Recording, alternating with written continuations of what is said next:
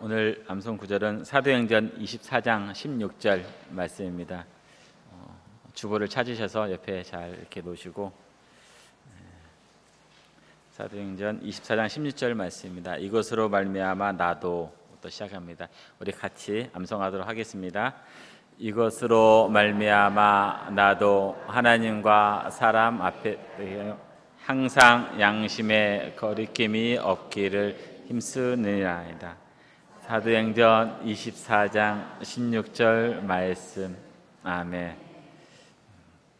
암송한다는 것이 쉬운 것이 아닙니다. 오늘 우리가 읽은 이 말씀은 바울이 모든 전도 여행을 끝나고 예루살렘에 딱 도착을 했습니다. 예루살렘에 와서 잡혔는데요. 그때 벨리스 총독이 더들로라는 그 사람을 통해서 바울을 이렇게 고소를 하게 됩니다.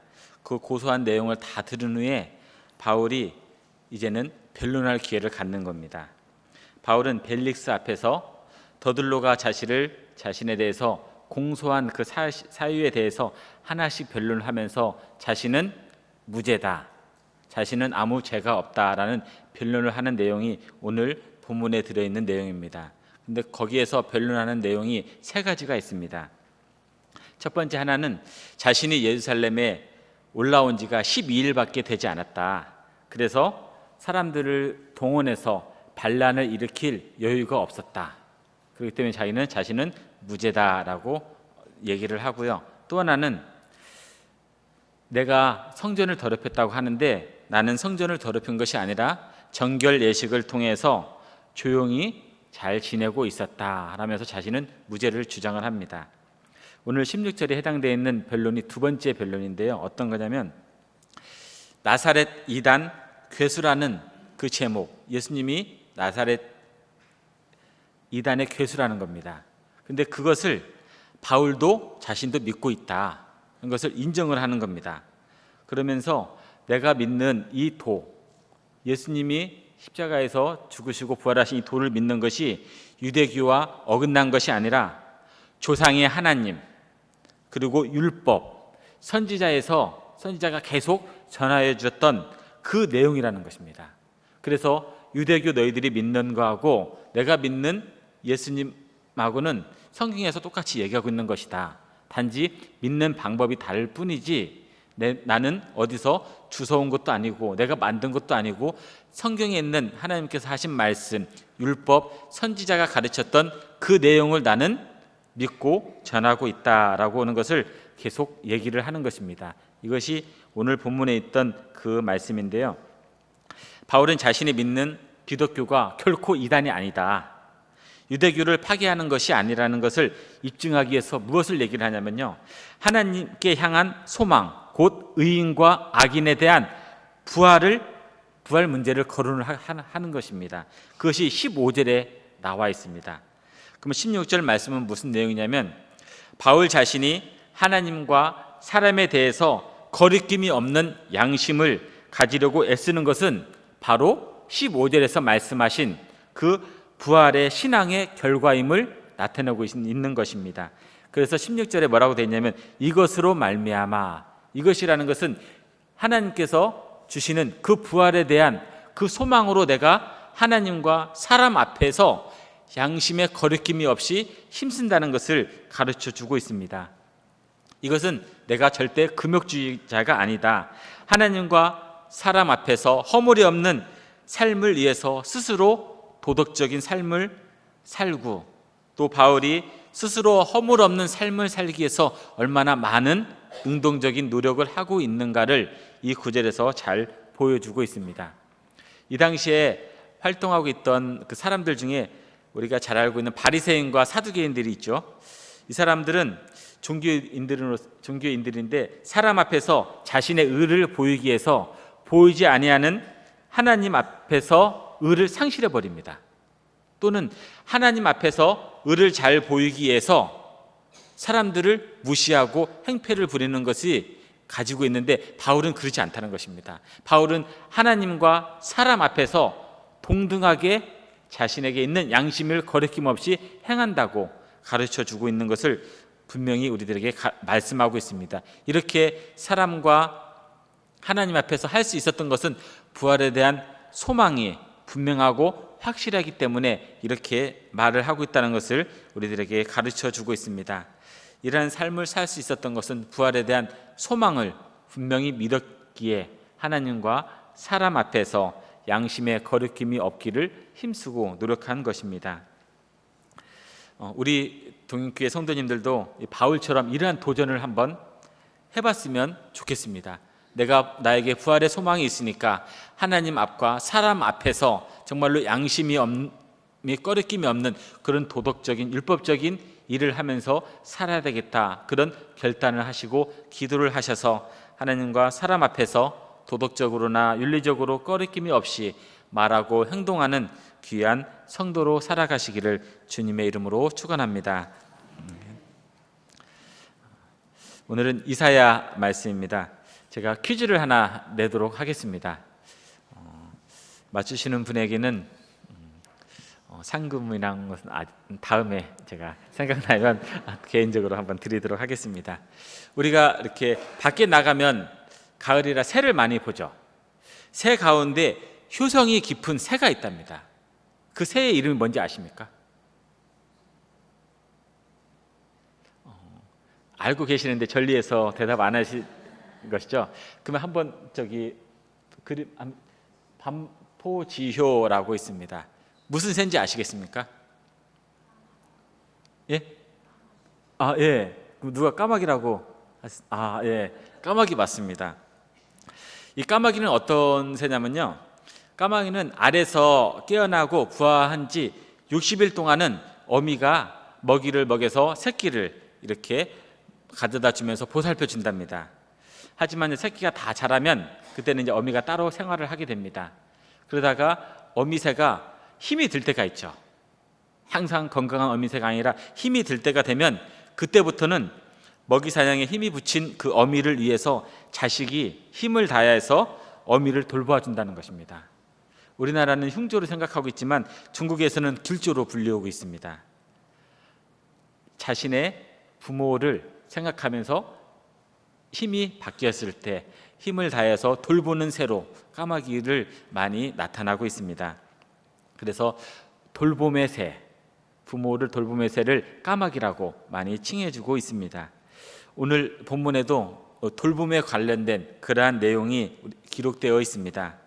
하나님께서 친히 말씀하시면서 돌보아 주는 사람이 있다는 것입니다. 하나님께서 돌보아 주신다고 하니까 생각만 해도 얼마나 마음이 든든합니까? 그럼 하나님께서 어떤 사람을 돌보아 주는지 우리 함께 살펴보도록 하겠습니다.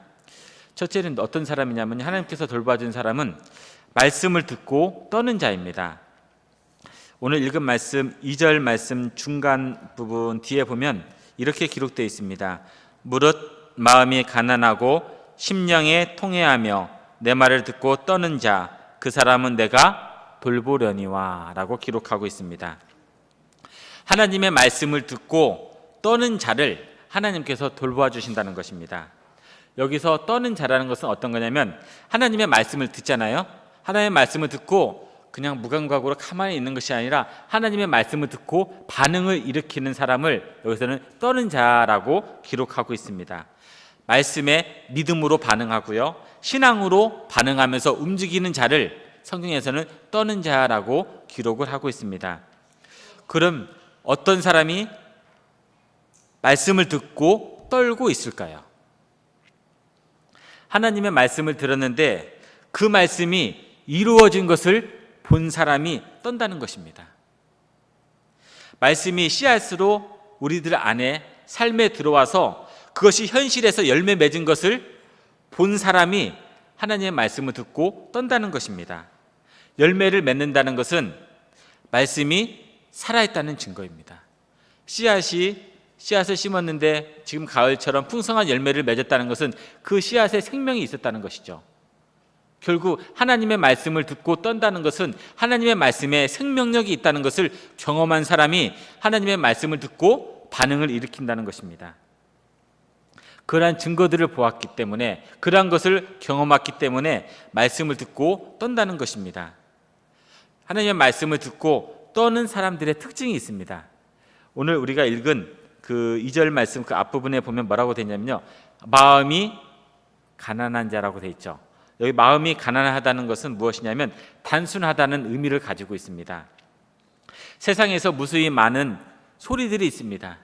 그 소리들 가운데 하나님의 말씀을 듣는데 더 귀를 쫑긋 세우고 더 그 말씀에 귀를 기울인다는 것입니다. 하나님의 말씀 한 곳에만 주파수를 고정시키는 것입니다.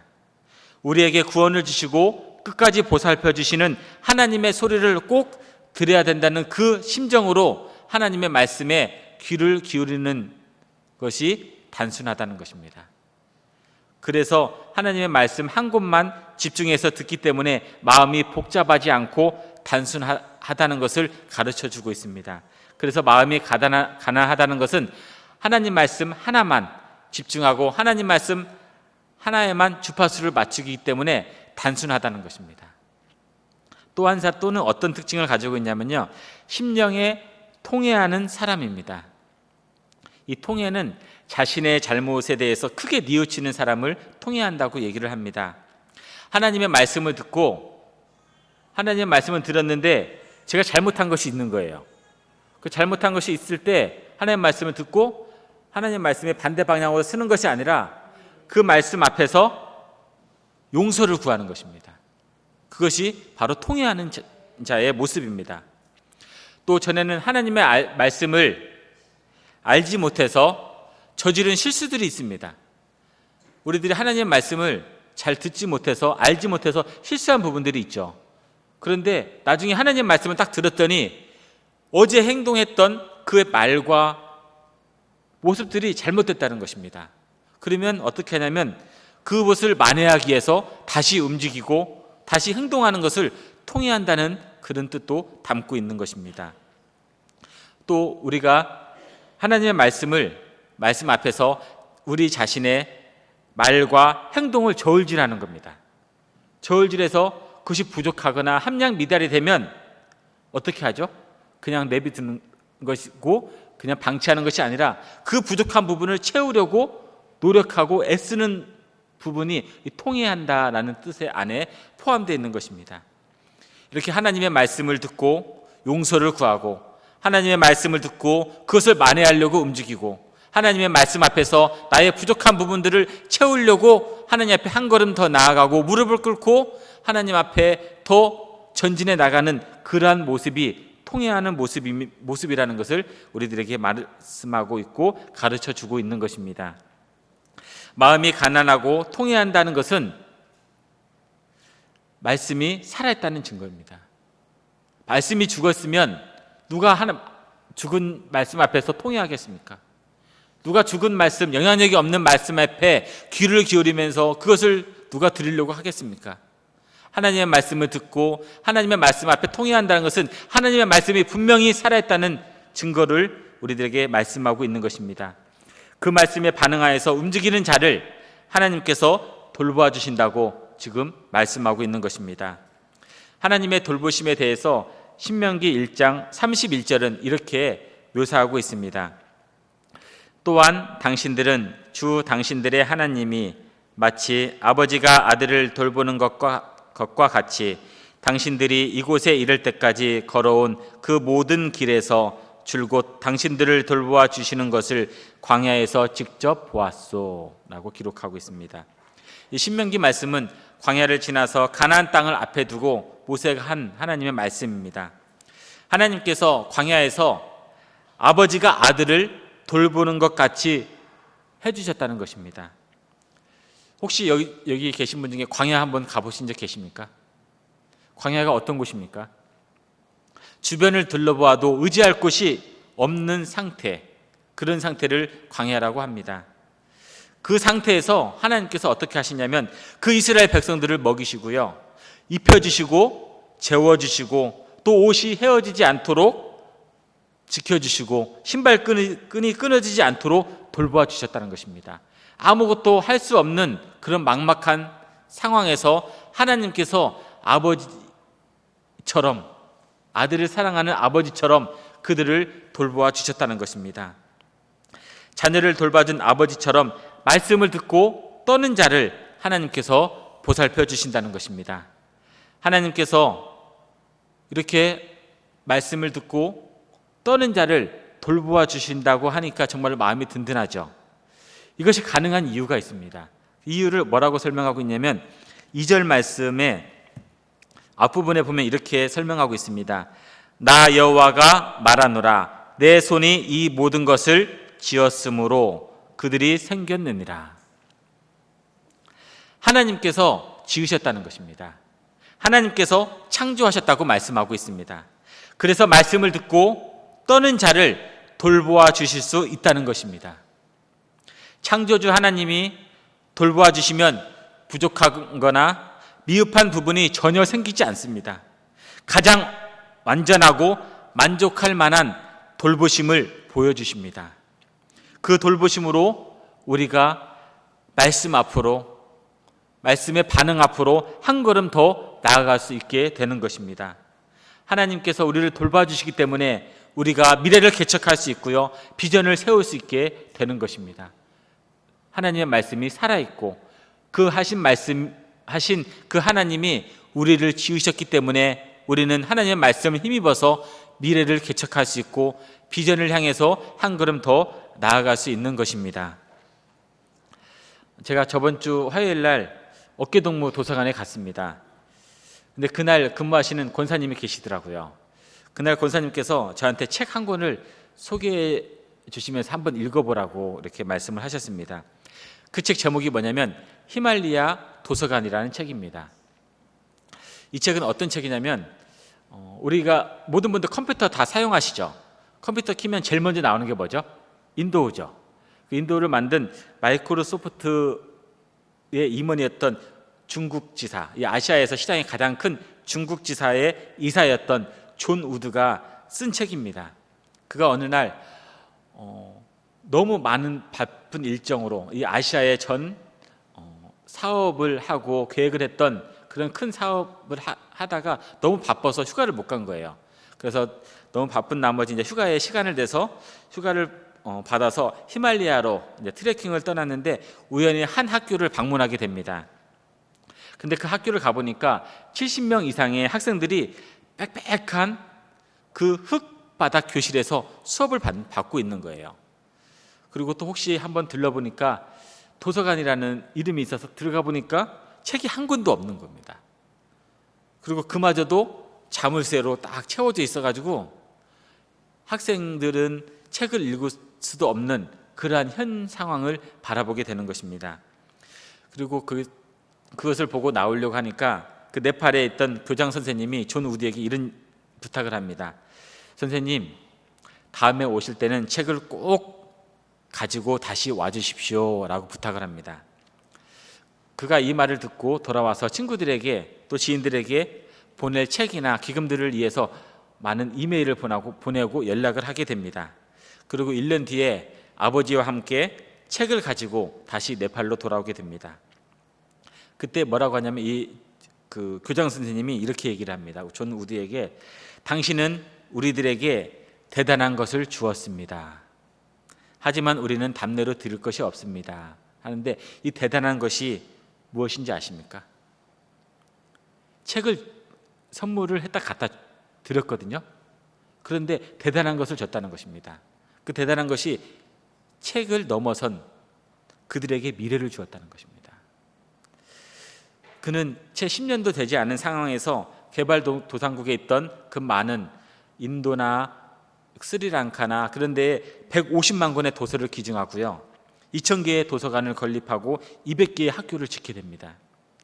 책을 읽고 싶은데 그럴 수 없는 아이들에게 책을 가져다 주고 도서관을 지어주면서 그들을 돌보아 주었던 것입니다. 그래서 돌보아 준다는 것은 뭐냐면요, 그들에게 미래를 열어주는 것입니다. 돌보아 주는 것은 서로에 대한 기대감을 불러일으키는 것입니다. 마찬가지로 하나님도 우리를 돌보아 주심으로 우리가 현재 그대로 있는 것을 원하는 것이 아니라 우리가 더 한 걸음 나아가기를 위해서 빛을 비춰주고 계시는 것입니다. 돌보아 주시면서 하나님은 우리들이 하나님의 자녀로 아름답게 성장하기를 기대하고 계십니다. 그러기 위해서 하나님은 우리들에게 빛을 비춰주시고 우리를 돌봐주시고 우리가 성장하도록 모든 길을 열어주시는 것입니다. 우리는 하나님의 그 돌보심을 따라서 힘찬 미래를 향해서 한 걸음 더 내디디면서 성장하는 길로 향해 더 나아가야 된다는 것입니다. 왜냐하면 하나님의 돌보심이 있기 때문이십니다. 하나님의 돌보심이 있기 때문에 우리는 미래를 향해서 나아갈 수 있는 것이고요, 하나님의 기대 속으로 우리는 걸어갈 수 있게 된다는 것입니다. 하나님의 돌보심을 앞으로도 또 경험해야 하지 않겠습니까? 지금도 많이 경험하셨지만 앞으로도 또 경험해야 하지 않겠습니까? 그럼 하나님의 말씀에 온전히 집중하십시오. 그 말씀에 생명이 숨쉬고 있고요, 우리의 미래가 그 안에 담겨져 있습니다. 듣고 민감한 반응을 보이십시오. 말씀이 살아있기에 우리의 삶을 하나님의 앞으로, 하나님 나라 앞으로, 하나님의 의 앞으로 우리를 이끌어가고 계십니다. 하나님은 오늘도 우리를 친절한 팔로 돌보아 주십니다. 그 돌보심을 매일 매순간 경험하십시오. 정말로 놀랍고 말로 표현할 수 없는 감격을 맛보실 것입니다. 우리를 지으신 하나님의 말씀을 잘 듣고 반응하여서 창조주 하나님의 돌보심을 받으면서 힘차게 미래를 향해 당당하게 걸어가는 성도님들이 되시기를 바랍니다. 첫 번째는 하나님께서 돌보시는 사람이 있었습니다. 두 번째는 하나님께서 돌보지 않은 사람도 있다는 것입니다. 그 사람이 어떤 사람이냐면요, 4절 뒷부분에 보면 이렇게 기록되고 있습니다. 오직 나의 목전에서 악을 행하며 내가 기뻐하지 아니하는 것을 택하였음이라 라고 기록하고 있습니다. 하나님께서 왜 그들을 기뻐하지 않으실까요? 하나님 목전에서 악을 행하였다는 것입니다. 그러면 그들이 행한 악이 무엇일까요? 3절 말씀에 기록되고 있습니다. 우리 3절 말씀 같이 읽도록 하겠습니다.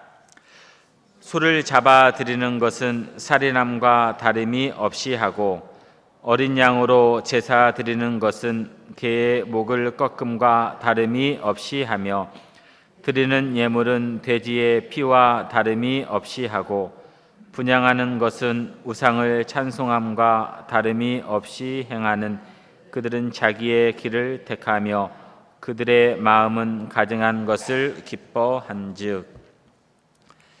우리가 3절 읽은 말씀에 서로 대치되는 말씀들이 이렇게 비교가 되죠.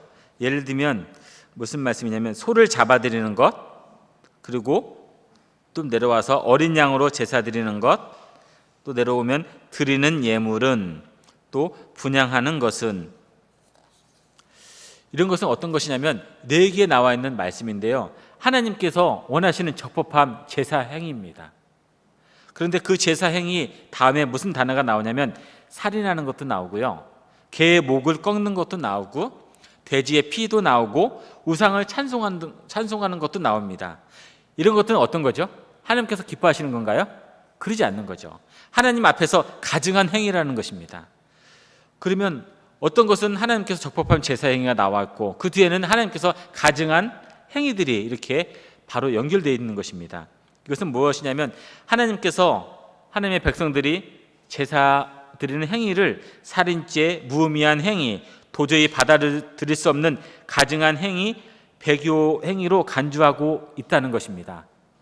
하나님께서 원하시는 제사를 이렇게 하나님께서 간주하고 있다는 것입니다. 이것은 뭐 어떤 거냐면 하나님이 정죄하시는 제사 행위는 생활 속에서 이들이 가증한 행위를 일삼는 형식적인 신앙일이라는 것입니다. 율법의 진리를 모른 채 하고 형식적으로 드리는 제사라는 것입니다.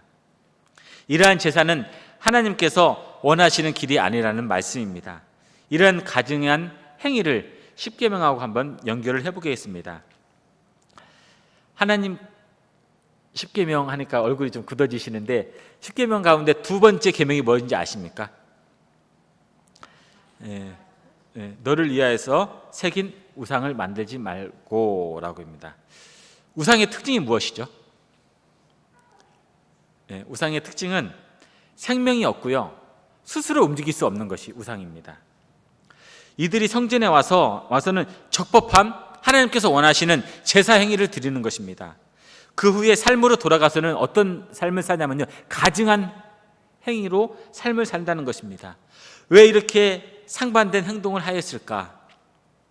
그 당시 주변에 섬기던 신들이 있습니다. 대표적인 것이 바알과 아세라입니다. 우상에게 제사를 드리기 위해서는 그 우상이 나한테 찾아오나요?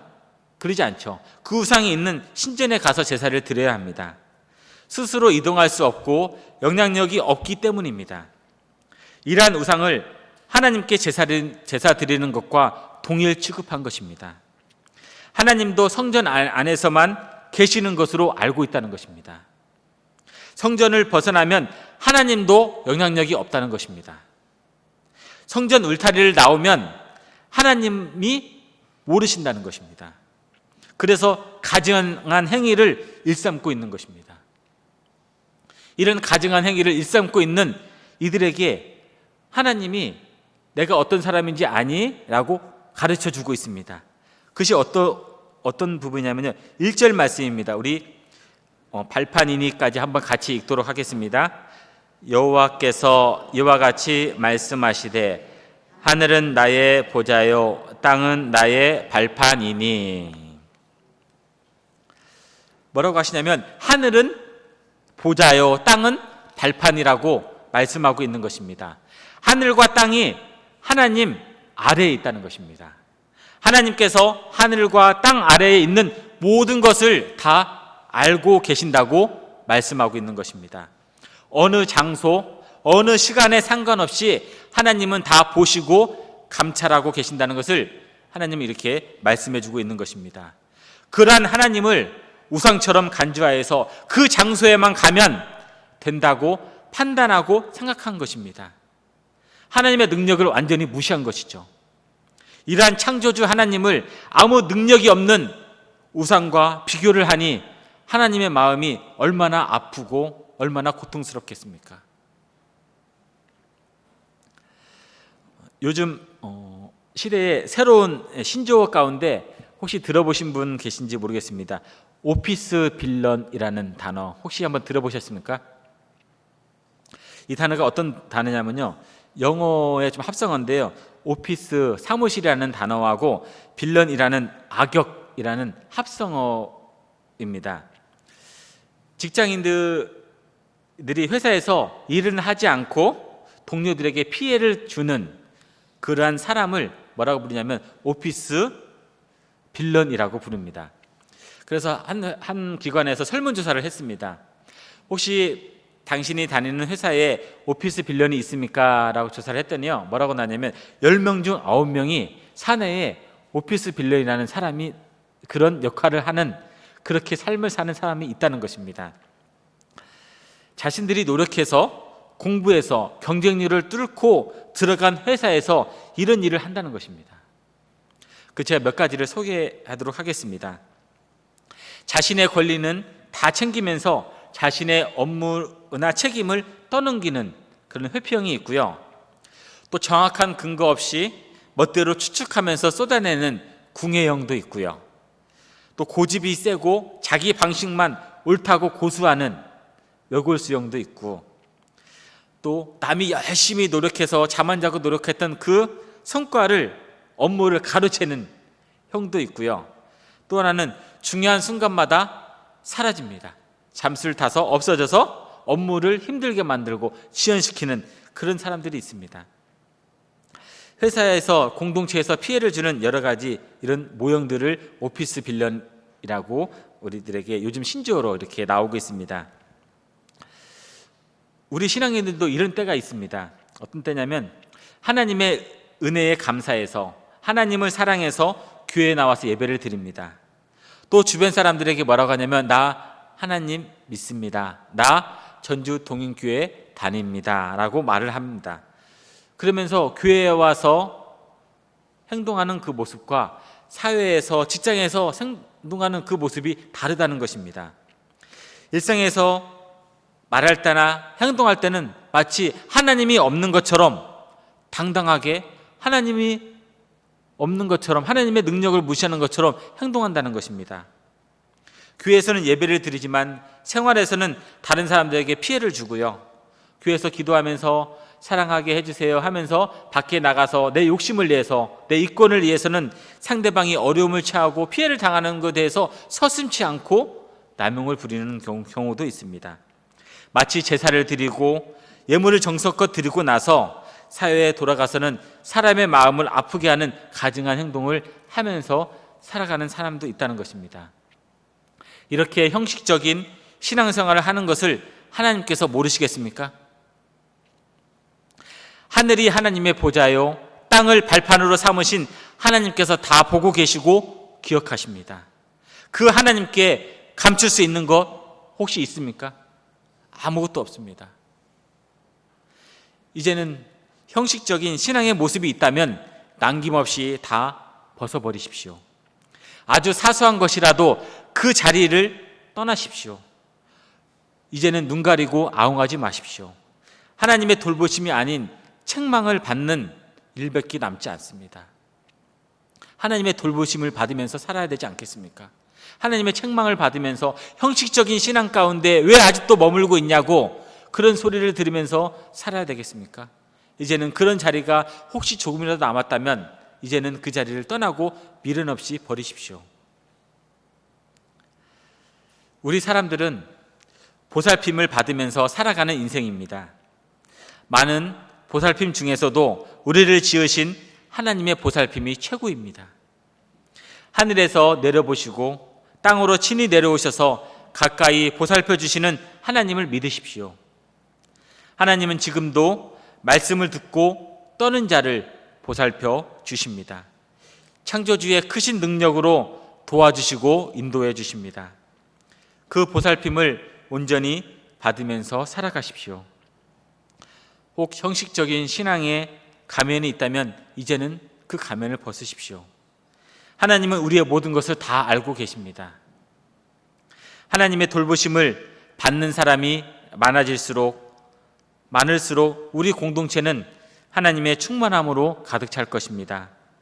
그러면 하나님께 기쁨을 드릴 수가 있고요. 세상을 구원하는 좋은 공동체가 될 것입니다. 이 일에 우리 모두가 한 마음으로 말씀을 듣고 깨달아서 청명한 가을 하늘처럼 깨끗한 삶을 살아가시기를 예수님의 이름으로 축원합니다. 아멘.